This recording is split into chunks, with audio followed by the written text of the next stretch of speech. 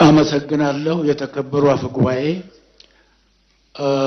ክቡር ጠቅላይ ሚኒስትር ዶክተር አብይ ለጥያቄዎቻችን ምላሽ ለመስጠት እንደተለመደው ሁሉ እዚህ ስለተገኙ ከልብ አመሰግናለሁ። ክቡር ጠቅላይ ሚኒስትር፣ እርስዎ በደንብ እንደሚያውቁት በብዙ ሀገራት የፖለቲካ አቋም ልዩነት መኖሩ እንዳለ ሆኖ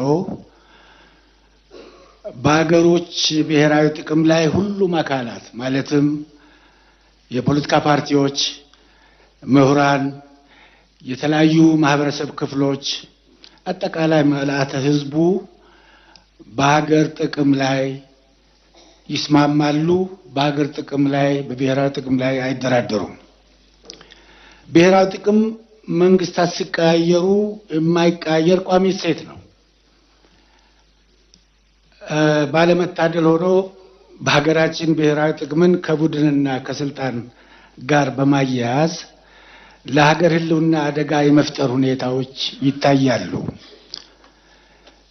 በዚህም ሁኔታ በብሔራዊ ጥቅም የሚደራደሩ ቡድኖችና ግለሰቦችን በሀገራችን የማየት አሳፋሪና አሳዛኝ ሁኔታ ይስተዋላል።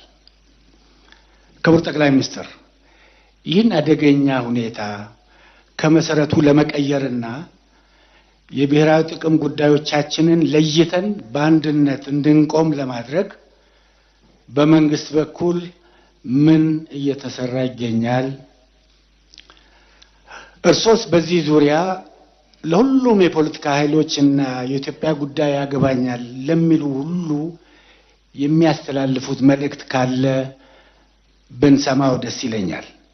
በመጨረሻም ብሔራዊ ጥቅሞቻችንን በፖለቲካ፣ በኢኮኖሚ፣ በማህበራዊና በወታደራዊ ዘርፎች በማሳደግ የሀገራችንን የዲፕሎማሲ ከፍታ በሀገራችን የዲፕሎማሲ ከፍታ እንዲመዘገብ እርሶ ለሰጡት ብርቱ አመራር ያለኝን ከፍተኛ አድናቆት ገልጻለሁ።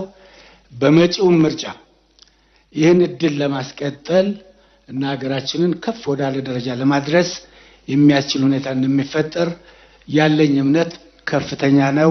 በጣም አመሰግናለሁ።